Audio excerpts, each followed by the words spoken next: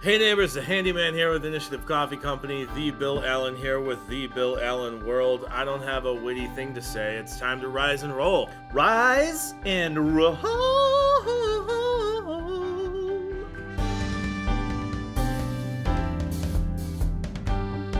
All right, Brian, we have an excellent show right now. If you're tuning in live on Twitch, welcome. If you're watching this a couple days later on YouTube, welcome. Brian, we're going to start off, rather than going from Kickstarter to table topics, we're going to flip it. We're going to flip the script and start off with table topics. I'm down. So our dear friend, eHicks85, who's been a devoted supporter of our show, like many gamers, was a person who played 3.5 and, fell off the wagon. Days of 4th edition. Yeah, and so here's the thing, eHicks. A lot of people just gave up on the game when 4th edition came out, right? Maybe it's because they had all these 3.5 books and they were frustrated that D&D was launching this new 4th edition and they'd heard that it was lame, and basically it was. But I will say this. I will say it wasn't lame. It was just different. It was different. It was a very non-D&D it was system. different. Brian, the good news for eHicks is that 5th edition is like... It's never been easier to pick up a game. It's like 3.5, but less rules crunchiness, okay? So it's the best of 5th edition, in my opinion, is that it's got that get right into it and start gaming feel that 1st edition had for me. Right. It takes about 10 minutes to roll a character. Right. Yeah. But with some of the options that 3.5 had, so there are feats and stuff like that. And it rounds out characters. Yeah, all the prestige classes, not all of them obviously, but prestige classes have turned into like subclasses, so it's kind of like implied that you're going to do one of them, which broadens out the base classes quite a bit. Right. So it's... So as far as running a game, so here's the thing. I think I made many mistakes when we first started playing 5th edition because I wasn't familiar enough with the rule set. And you know what? It was okay. We just rolled with it. Yeah. Like literally just played the game, focused on story. Sometimes we go back and retcon things like but nothing significant. So here's the tips. I'll give my tip, Brian give his tips, but if you want to get a game going in 5th edition and you don't want to overcomplicate it, what I would suggest is build a small location. So have a feature village or a town. Don't go big. Don't go with like a city. Just a little village or maybe a couple little villages in a region. Populate it with some geographic features, right? Maybe you got some woods over here, a couple rivers, a lake, some swamp, maybe some open land in between the villages. Maybe you have maybe even mountains not too far away, or just rolling hills, right? So have some geographical features. And then throw in who lives in each of these features, like what kind of encounters could be there. Throw in some easy things that could be discovered while people are just wandering around, and maybe they come across an old tomb, maybe they come across an old ruined castle, so have a few different options, and then just get your adventurers out there. Don't overplan a real big story arc. Just create a zone and then put things in it and let them find adventure. The story will come along as you go, okay? The other thing I like to do is have about 5 or 6 different featured NPCs. So these are good and bad. They're not all villains, but just a variety of NPCs that can populate your area and add something interesting. Maybe a few of them that are in town, like your important people that are in town, and maybe, a mix of good, neutral, and evil. And then maybe a couple people that live out of the city, like maybe they come across this old wandering hermit, who protects this old burial ground of an ancient civilization, and they learn his story, and then he tells them about the rumblings of the undead, whatever. So, throw in just a little bit of the ingredients, but let the players in the group make the meal. I would say, one, make sure that you keep in mind that all encounters aren't combat encounters, right? And that Right, kind of yeah. piggybacks off that. And the other thing I would say is just focus on the story is important, but make sure the people at the table are all there for the same reason. Yes. So, like, there's a few specific types of players. So, I'm a big proponent of, like, a session 0 to sit down and talk about kind of what the game's going to be and what's okay and what's not okay, to get a feel for the players and their expectations of the game. And that way it doesn't cause stress, tension, and conflict later on. Absolutely. To a negative degree. And especially if you're playing with people who've played the game before, they should be introspective enough to know what their play style is and what they're into and what they're not into. So just as here's a prime example, like that's actually happening right now with D&D with high school students season 3. The chemistry is all off. It's just all off. I have people who want to just roll dice and kill monsters and get treasure, and I have people who want a narrative, story with deep, plot points and stuff, and it's challenging. Part of the reason why I do this show is for that, but it is challenging, and I think, like what Brian said, is if you have an opportunity to sit down with people and just make sure that they're all in the game for the same reason, But again, I would say if you're just dipping your feet back into the water, don't overcomplicate the storyline. Make it more adventure-based, because that's an easier way for people to kind of get into the game, especially new people. And I'm talking about adults. Like if you have, neighbors, friends, somebody from work, and they're like, yeah, I've always, heard about D&D, but I've never played, that kind of thing. Invite them over to throw dice and defeat monsters and get treasure. It's fun. But I think that's the key is have fun. Yeah. Get together with the people and have the fun. And set yourself up to be successful in having fun. Yeah. Right? Yeah, for sure. So, Brian, Yes. I was digging around on the webs. And The dark webs? No, the Okay, normal good. webs. EHICS, stay tuned, because I'm going to share a link. You may or may not know about it. But we're going to talk about it since we've gotten onto this topic about how to kind of expand your gaming knowledge. And that is the podcast, Dragon Talk, Yep. which Brian has been on. That's true. And, we talked in a previous episode, Brian, about Dragon Plus as a resource for players and DMs to kind of expand their worldview about D&D and options for how to run things and ideas and exploring the art and the whole thing, right? And in a lot of ways, Dragon Talk is that. It's like a video version of Dragon Plus, but it's also like a little bit of what we do in terms of discussing things that are going on in the community, that kind of stuff. Dragon Talk is also marketing. You know what I mean? Like it's Wizards marketing. Sure. So yeah, they're not talking about non-D&D games Right. as much as they are specifically. And they'll be talking about content more so than like they'll be talking about the mechanics of the game, but not like the social or administrative aspects of running a table. Right. Right. Yeah. But I think one of the interesting things that they do is they kind of showcase things that are going on with D&D, but Sure. in the community. So talk a little bit about the experience. Like you and Latia went on Dragon Talk and talked with Greg and Shelley a little bit about what you guys are doing with Initiative. So what was that like, and like what did they? Sure. I mean, it was good. I think we were smart enough to go in ahead of time and ask for like a real quick summary of what we were going to talk about. Right. Which I think maybe they weren't necessarily expecting us to do.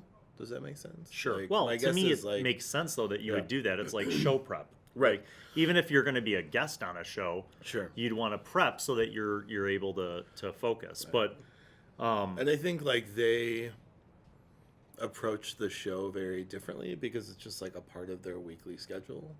right. And I think they're excited to do it, but I don't know that like from a small business trying to get exposure, it means a lot more than the people who are doing it every week, Sure. you know? Yeah. And so they would much rather have like an organic conversation that goes where it goes Where like if you're trying to push your business on this show, like you want to talk about your business, right? Right.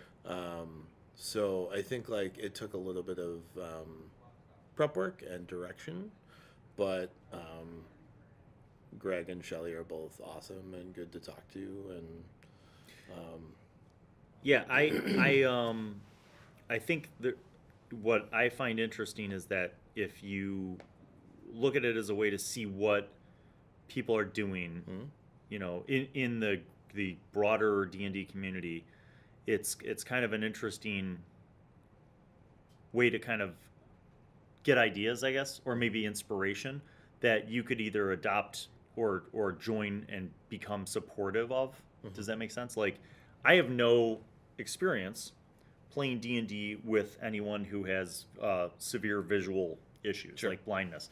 But I was obsessed with the when they were talking about the Braille dice. Yeah, I'm like, how awesome, because why should somebody who's blind be limited by a role-playing game that could be theater of the mind? Right. You know, if you have a DM who is describing things verbally in a very rich fashion, and you know that you've got the Braille dice, so now mechanically there's no limitation in a sense. And then on top of it, it challenged. So this is where I was thinking of how it's like the inspiration. It would be cool, I think, to do that, because as a DM, oftentimes we rely on visual aids, right? So, hey guys, here's the map of the location, or here's a scroll that the the sheriff has given you, right? And you have props, or even minis and tabletop terrain. Well, as a DM, it would challenge you to have a blindfolded session, in a sense, where you have to be more descriptive and maybe use other elements like sounds or smells. You know, maybe you have like scented candles that provide an ambiance for certain kind of things, like when you go into the temple and it's, you know. So I don't know. I was just thinking about it and I thought it was kind of cool. And I'm like, that's the kind of thing where if you just played every week at your local game store with the same group of people, you might not think about the broader community and draw inspiration. But I'm like, we don't have any blind players with us. But I thought, I'm like, it would be an amazing opportunity and challenge as a DM. And I think that's the thing, is like the more people you play with, the better you can hone the different skills you need to play with specific people, right?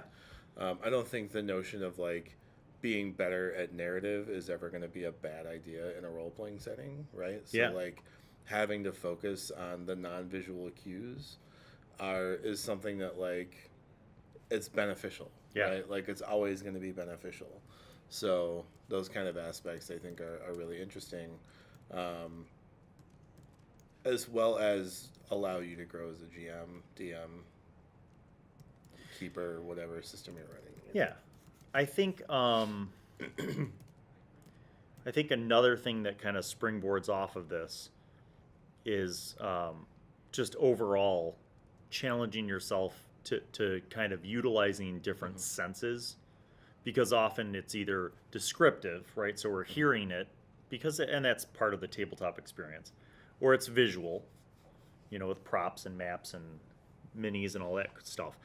But it really could be cool to have things that are based on other senses, like tastes and smell. So when we went to Origins, there's a chandlery that specifically focuses on like candles to improve your tabletop experience, right? Wow. So like they have like a tavern scented candle, and they have like a blood scented candle. Wow. And they really focus on like exploring sometimes unfortunately all of the scents that can be associated with tabletop. So it's things like that really kind of expand what you're doing, right? Like to some degree, that's what we do with Initiative, right? Like we're producing a coffee that's meant to be enjoyed during gaming experiences. Right? So, which, by the way, we'll be drinking this weekend, Brian, when I go to my annual guys gaming weekend, where I get together with people for decades. Did Tito send you that box? Yes. Awesome. But we have improved Initiative, so that's going to be ground up and enjoyed to keep us awake all night. Real quick, EHICS has brought up another question, Brian, and I think it's appropriate while we're in table topics to talk about. Leveling up, getting experience per encounter or per adventuring session, but now people using milestones. How do you guys decide what the milestones are? So, I have a way to do that is not by the book, I don't think, because I'm not sure I understand the book method, but let's talk about that. I mean, the book method says that as a GM, you award milestone experience whenever you decide that they've reached some sort of milestone. Okay. So, like, I have a frame of reference for that, but I'm curious to see what yours is, because in the Bard's Tale, you have a methodology. Sure. So in the go Bard's first. Tale, first let me preface this by saying, like, experience points is still a viable option, right? Like, that's still a thing that you can use. Like tracking XP. Yeah, it can be a little bit cumbersome. Adventurous League has found kind of like shortcuts around that, where you get like 4 like advancement checkpoints every time you sit, like 1 per hour.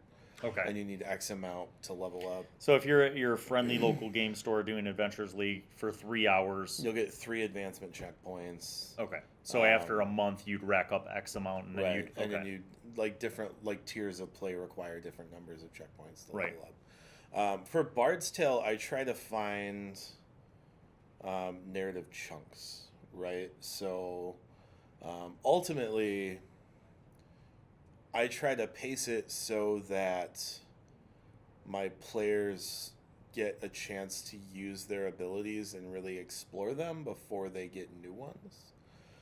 And I think that comes from my time in like MMOs, where like people would buy characters that were 100th level and not know how to play. Right? Yeah. Right. So I don't know that for sure, but my expectation would be, if I'm being introspective, would be that comes from my irritation with people not knowing how to play their class. Yes. And that's a extremely, I share that from MMOs, but I also think I think that's something that you would see also in a sense when people join up with a group that's much higher level than they've ever played a character for. And so as a player, not knowing how to play your character too. Yeah. And the other thing is, like, those low tier abilities are the ones that are going to be the most bang for your buck later on. Most of the classes later on, the 18th and 20th level abilities are mostly narrative focused or like role playing focused, more so than mechanically focused, because the expectation is you aren't going to get there. Yeah. Right. So when Wizards wrote up 5th edition, pardon me, you'll notice that there's a lot of like monsters available for lower level characters, but once you hit about 13th level, it kind of tables off and they become few and far between, because the expectation is people weren't going to get past 13th level. Right. Because they hadn't in the past, right? Yeah. They did a lot of survey research to like figure that information out. So I try to focus on like a milestone where my characters will level up when they've demonstrated their knowledge of their class and their current abilities, and there's a narrative break, like a chunk, like an episode of the story is completed. So it's interesting because like I kind of before milestone was a word, I stole stuff basically from White Wolf from Vampire in the 90s. They didn't track experience in any way that I had known prior to the release of like Vampire the Masquerade. And theirs was much more narrative based. So what they had was chapter experience and story experience. And then multiple stories would be chained together to create a chronicle, which was the equivalent of a campaign in D&D. Chapter experience was broken down basically into like 3, maybe 4 points that you could get per chapter. And then at the end of a chronicle, you'd have additional things. Now, how many chapters went into a story? How many chapters went into a story was dependent on how you set it up. Sure. So I kind of took that approach with D&D when 5th edition came out, because to me it made more sense and effectively it is milestones. What I try to do is I calculate, though, based on what happened in that chapter, how much closer you are to gaining a level. And sometimes a chapter could equal a level. Like if there was a massive thing, I mean, like with the handyman, you know, you guys, like at the Siege of Doomf, that was like a big, long, drawn out, you know, battle thing. And, you know, so there are some things where in a chapter you could gain a level, and then sometimes a couple adventure sessions would go by without gaining a level. And it just kind of depends on what happened. But effectively, it's the same as a milestone. I think it's important to realize also that XP, like, levels are not the only reward you can give your players. Right? Like, yes, you can reward good play without necessarily, like, skipping over this part of an arc in a level or in a class, right? So there are magic items, there are inspiration, there are narrative rewards, there are, I mean, we could go on, you know, there are other aspects that you can award, you know, like I've seen people reward feats for based off of like good in-game play, right? So I don't know. A proficiency in something. Like if you consistently your character's like, I'm working on this, I'm studying it. Okay, fine. After X amount of sessions, you've gained proficiency in this. Right. Yeah, absolutely. And then the other thing too, I think, is like when you're talking about like not necessarily measurable stuff, but like relationships with NPCs. So if your player's like really working this, you know, this one NPC to basically get to a point where they have a friendship and there's some kind of a loyalty there, could be huge from a story arc perspective. And there really isn't experience for that, and it's not combat, and it's not an adventure. But it gives you a resource to rely on in the future. Oh yeah, right? Like a contact, an ally, you know, that kind of stuff. So I think all of that's huge. I think that's a big thing with like, if you have NPCs with like a sage background or a scholar background or some kind of academic, like that's where that really shines. Is like, we don't know anything about what this situation we're going into. What do you know?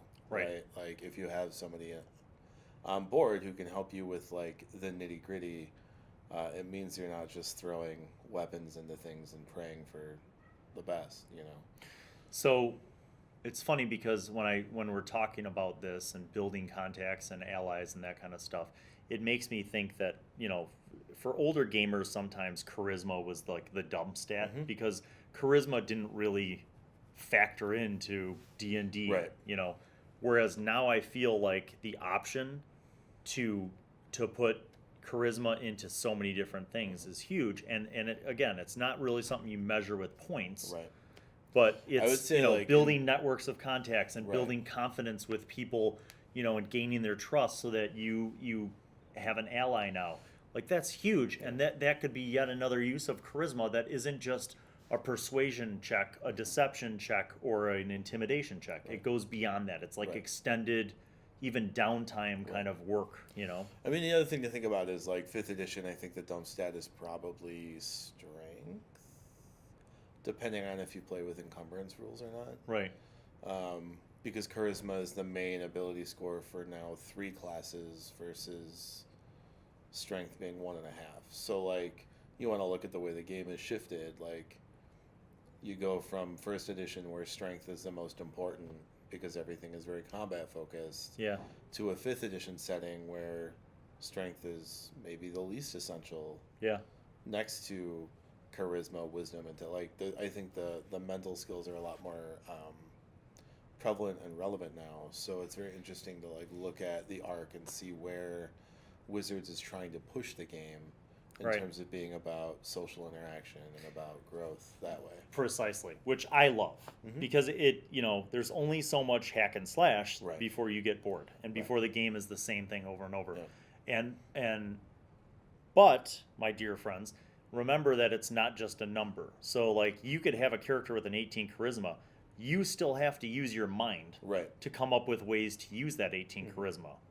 And I think for a lot of players, I'm thinking of some people in particular, you can have the high charisma, but if you suck and you know, so how do you get better to implement your charisma? You know, people, a lot of people, Brian, you know, in the gatekeeping sense, like, you know, put down people for watching shows. But I think watching shows is a great way Right. for players to get ideas about how to use their characters. Absolutely. Like, you know, watch our shows, watch Critical Role, watch, you know, Maze Arcana, whatever, but see how people are using their skills and with their characters. And because a lot of times you might have the numbers, but you maybe just don't know how to do it. So, hello Taco Man, hello Monocled Moose. Yeah, I think you're right, Moose. I don't really know that I need to support that. You did a pretty good job of stating it. I think. Well, let's reiterate it. Sure. So if you're not on the live Twitch chat, if you're watching this on YouTube a couple days later, Monocled Moose says, not just Wizards pushing the game, I think the community is pushing its limits as well. Things like Twitch that highlight good RP and gameplay more than murder hobos. Yes. Yeah, absolutely. I think a lot of that is cyclical too, right? Like Right. Wizards is responding to the growth in an online community. The online community is supporting that decision made by Wizards. And I think we're probably all better for it. Yep. Real quick, I want to go back to those ability scores. Yeah. The onset of the notion of advantage is a really good benefit to draw good play out of players, right?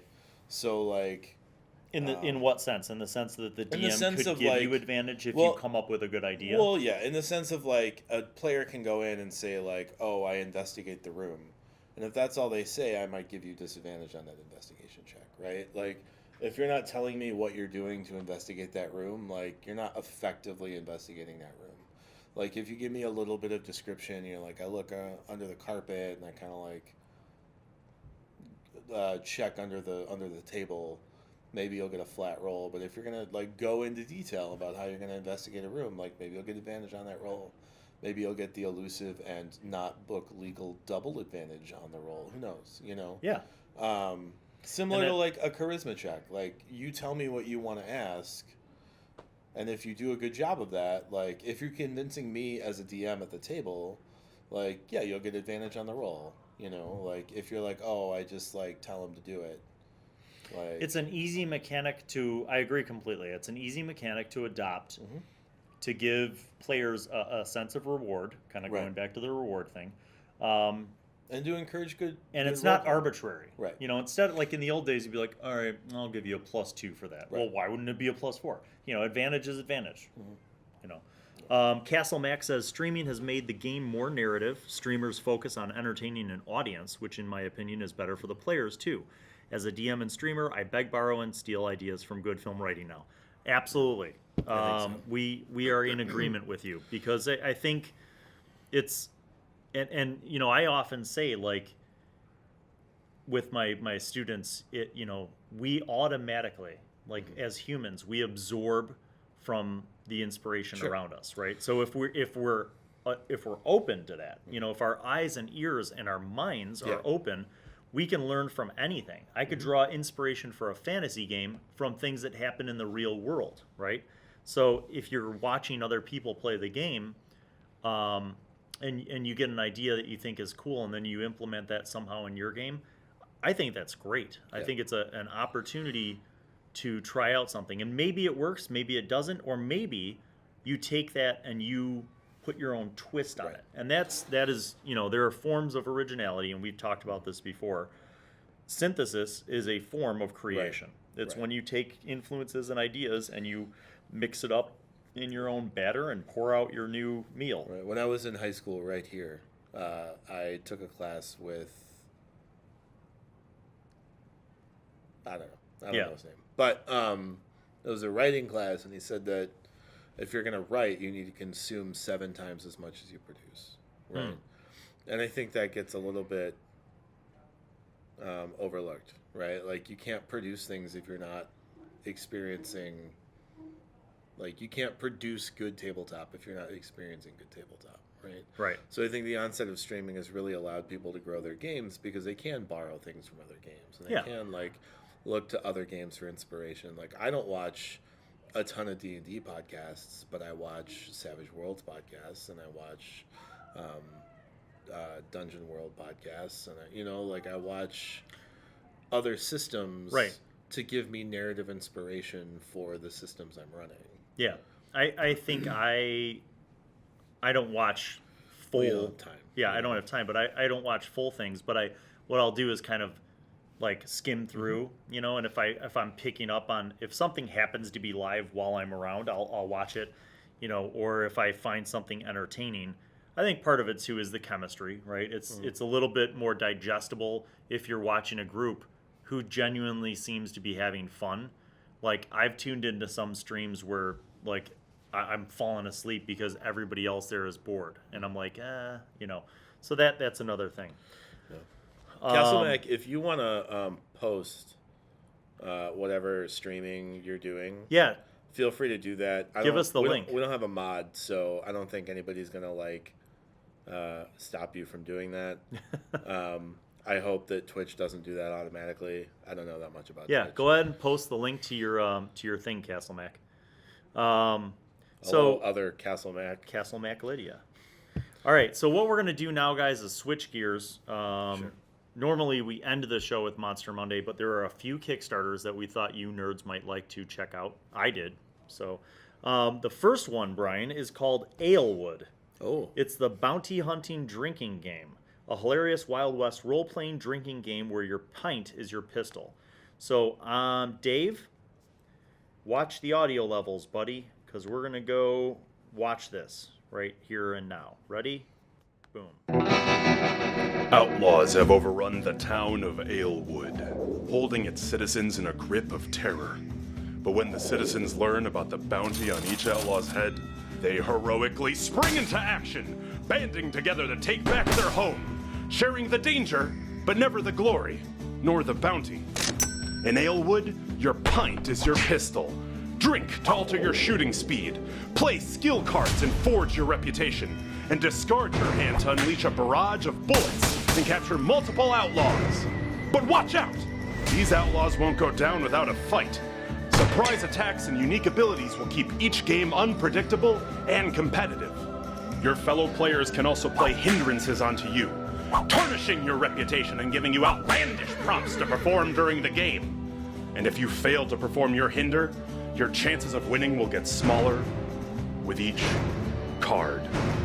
Witness your reputation change throughout the game. Watch your friends act ridiculous just to keep their cards. Punish your opponents for not acting silly enough. Gain permanent upgrades when you finish your pint.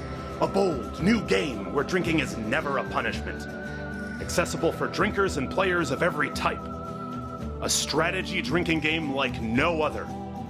Alewood, the bounty hunting game where your pint is your pistol.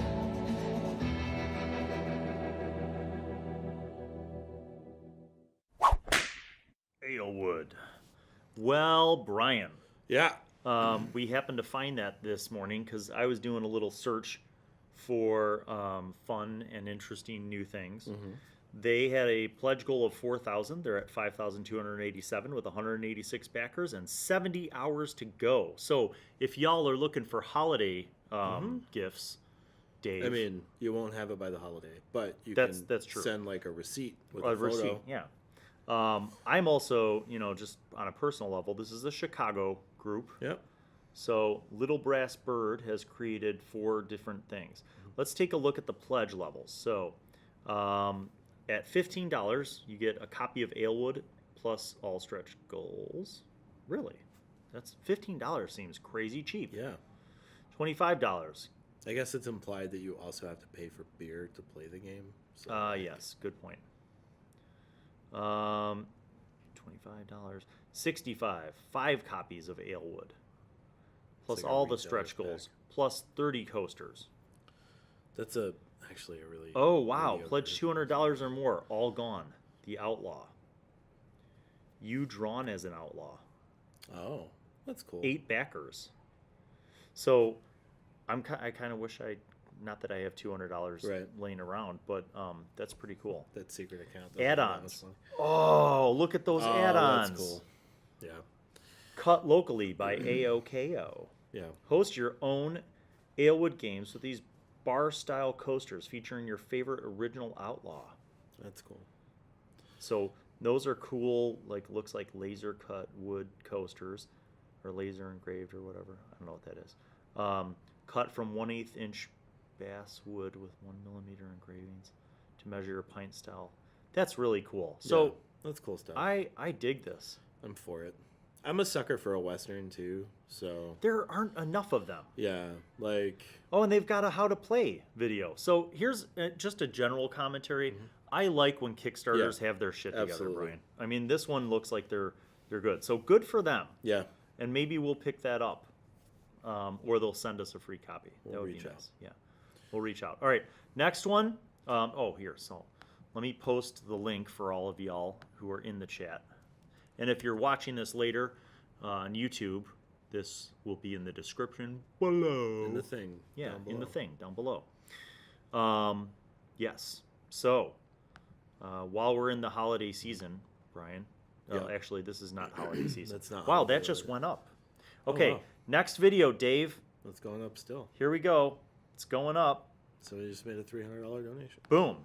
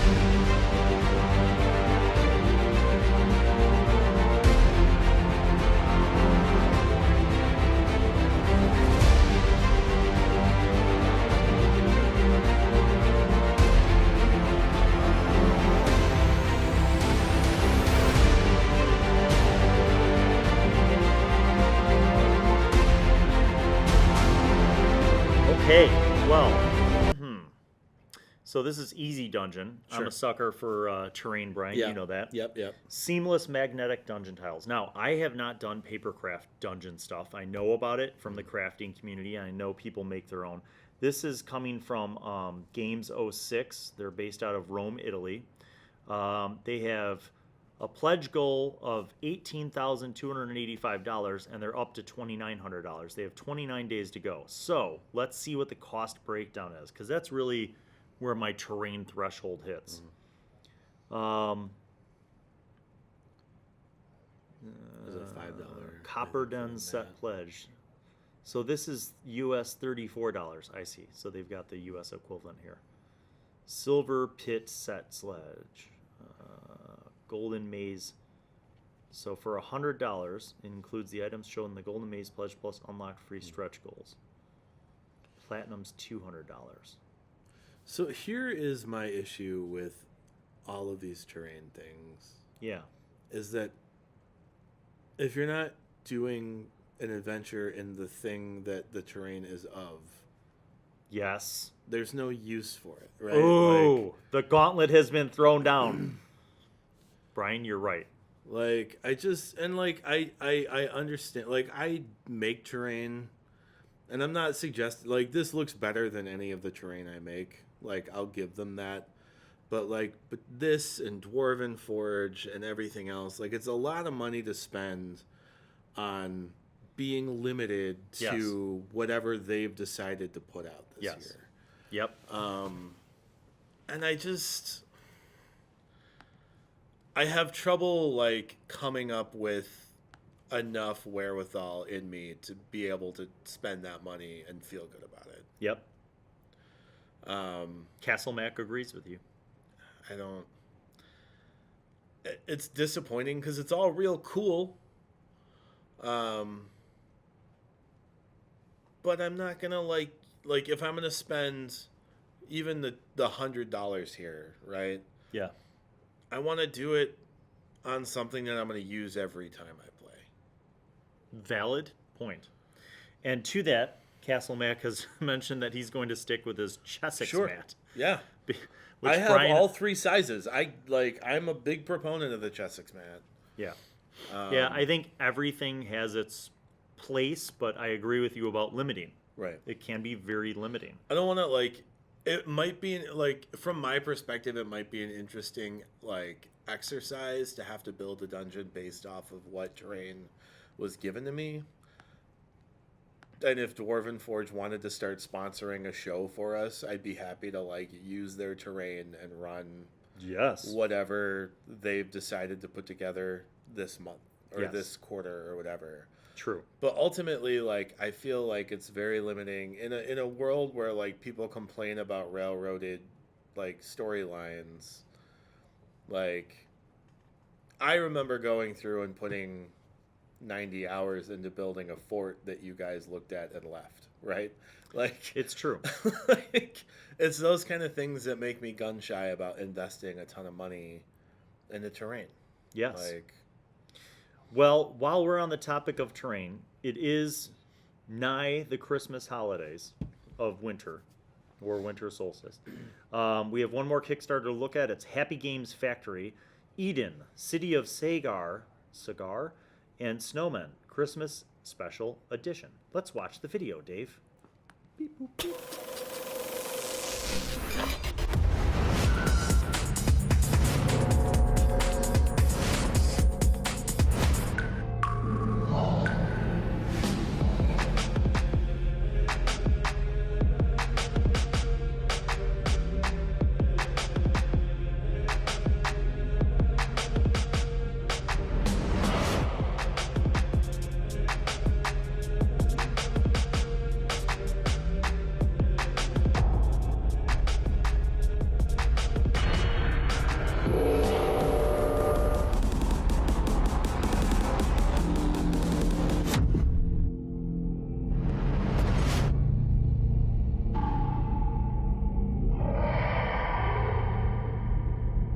Brian, that was fast. Yeah. They have a pledge goal of $44, and they're at $6,102 with 90 backers and 4 days to go. So basically, it looks like an expansion pack. Sagaar versus Snowmen is the city of Sagaariens. Sure. I don't know that I would play this as a game, but No. I would maybe like to have those minis for a post-apocalyptic Yeah. setting. And it looks, these miniatures, like, they're good sculpts. Yeah. Right? So it reminds me a lot of, like, that game Guild Ball, Yes. where, like, the miniatures are stellar, but the game is super weird. Like, and I've never played this game. I don't know, Eden. I could be very wrong. I'm not a huge fan of, like, miniature-style war games. Yes. So it's probably not for me. But the miniatures are cool, and I could get down with just like I bought 3 armies of Guild Ball miniatures for the sake of having the minis. So True. whatever, you know. True. And sometimes I think that's what, waiting until you see something for sale cheap somewhere is what you're doing. Sometimes those things are cool to add to your game mix, but not quite enough to invest in. Yeah. Yeah. So Castle Mac says, "Oh my God, Guild Ball broke my brain." Yes. And E Hicks says your fort was awesome, Brian. oh, thanks, E.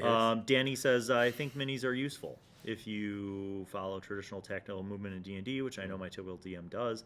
The terrain thing is either throwing down a ton of money to get a variety of everything you need or want, or years collecting scripts. Yeah, Yeah. kind of true. And then you got to store them, Yes. which is a constant battle in your household. Yes. Like, Yeah. So mixed feelings across the board today on the miniatures and terrain front. Yeah. So, all right. Well, we are approaching the end of the show, and you know what that means, people. It means that it's time for Monster Monday. So today we're going to let you people who are in the chat choose which book of monstrosity to choose from. We have the 5th edition Monster Manual. We have the 3rd edition Monster Manual. And then we have Volo's Guide. Oh my God, my whole rack is going to fall down. So, which one should we do? Volos or monster manuals? Waiting. Okay. 5th edition Volo's Danny's guide. saying 5th. Danny, are you saying Volo's guide or the Monster Manual guide? Probably Volo's guide because the word guide is there. 5th edition monster manual. Revisit an old standby. Well, now we're split. 5th monster manual. Oh, Okay, they're saying monster manual. Okay. All right. And in honor of E. Hicks, you've been so supportive. Can you give us a page number between, let's say, 20 and 347?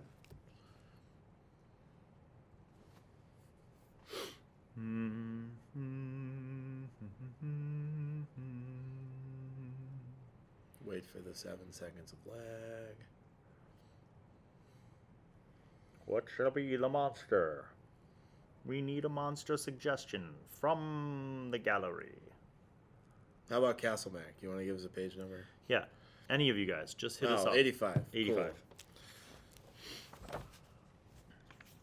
It's going to be something that I don't know, isn't it? Dragons.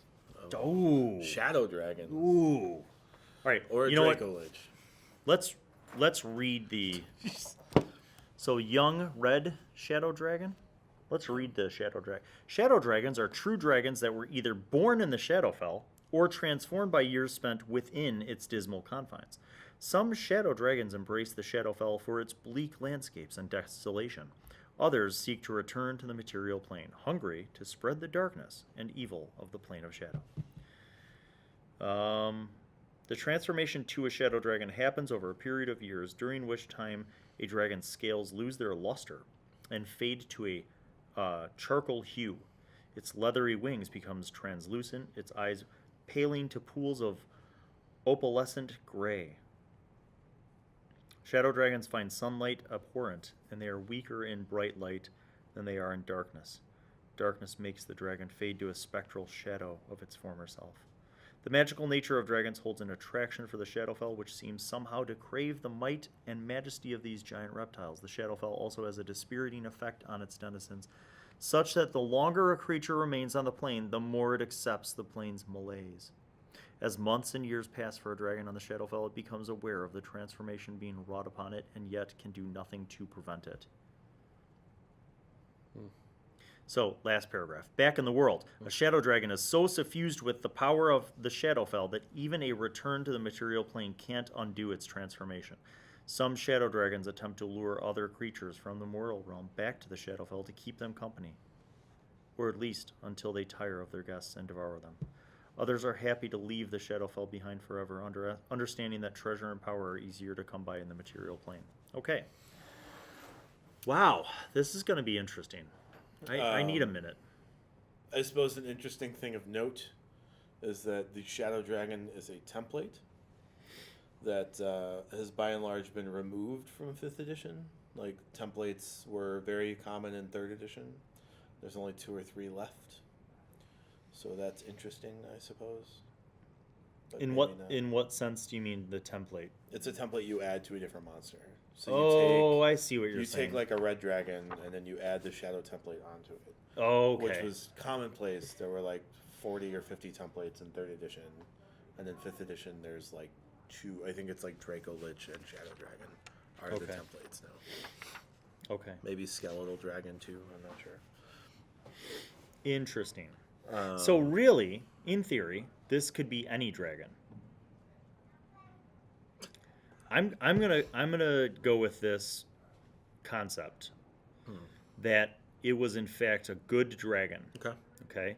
So years ago, decades ago, this golden dragon went with a group of paladins into the Shadowfell to rescue a cleric of their faith who had been missing. Went into the Shadowfell and was trapped there and was not able to get out. The reason why was that as the portal was closing, the last surviving paladin jumped through the portal and closed it, leaving the golden dragon behind. after decades of being in the Shadowfell, the Golden Dragon's inherent goodness became corrupted by seething anger and jealousy that this paladin had gotten out, and resentment that he had been trapped here, right? And so it kind of poisoned his spirit. And finally, some idiot in the prime material plane opened up a portal, and this dragon was able to escape back into the prime material plane, where his immediate purpose became to find that paladin. And everywhere he went in search of that paladin, he wrought destruction. Okay, that's mine. So I think I'm going to go a little bit of a different route. So I would probably use a shadow dragon as more of an NPC. And I would probably add the shadow template to dragons that have not shown up in 5th edition yet, gem dragons. Ooh. Which are neutral dragons from 3rd edition. And I think the reason I would do that is maybe the players are looking for some very old information. And this particular shadow gem dragon was around when the thing happened that they're looking for information from. Right. And probably the quest would be to get this dragon to overcome its malaise enough to care about helping the party, right? So it becomes like an NPC that you have to essentially both redeem and earn the favor of in order to complete other quests, right? Which maybe we'll see on the Bard's Tale a couple seasons from now. Let's not see that on the Bard's Tale, because I'm afraid. All right, that's good. I like that. I like that. Mind Flayers, Monocle Moose. We did talk about Mind Flayers, remember? A few episodes back. Go through the Rise and Roll playlist. Look at the notes. Mind Flayers, we hit them. I want to say 4 or 5 episodes back. Yeah, they're fun. Mind Flayer. Since you have students, you should just throw a Shadow Dragon at them. Yeah, I should. That'll go well. Kill them all. So I'm going to add this to the notes, Brian, and then we will be wrapping up our episode today. We will be here next week. But the week after that we won't, because it'll be Christmas. Christmas. The day be 2 of? weeks. Yeah. We'll be gone for 2 weeks probably, because I'll be gone for 2 weeks. Bill might hop on. I don't know. I don't think I will. We're doing the session 0 of Long Rest on Saturday on Twitch. Nice. At noon. So if you guys are looking to get in on the bottom floor of a brand new show, produced by Initiative Coffee Company, that'll be Saturday at noon on our Twitch right here at twitch.tv/Initiative Coffee Co. Keep up with the Bard's Tale. Episodes are coming out through the new year. People, things are happening. Things are happening. I don't want to have spoilers, but season 3 is where things are coming together and secrets are being revealed. So get up on it. If you're not caught up, get up on it. D&D with high school students is doing stuff. I don't know. Yeah, maybe. We'll see. We'll see if they're doing stuff or if I just have to kill them all out of frustration. Brian. That's fair. Either way. And you could follow us on all of the things. Initiative Coffee Co. If you're looking for some last-minute Christmas gifts, you can hop on initiativecoffeeco.com/goods and wares and order a couple pounds of coffee. Yep. If you get that order in by, let's say, Friday, I can probably get it to you by Christmas. Yes. And if you're looking to buy... EHICS, we're Central Time. Yes, Central Standard, CST. And if you guys are, doing anything on your own in terms of your own actual play shows, or if you're doing something with the D&D community and you want to share it with us, we are happy to spotlight other things that are going on. So hit us up, and thanks for tuning in, and we will see you next time. Brian, take it away. On Rise and Roll. Roll together.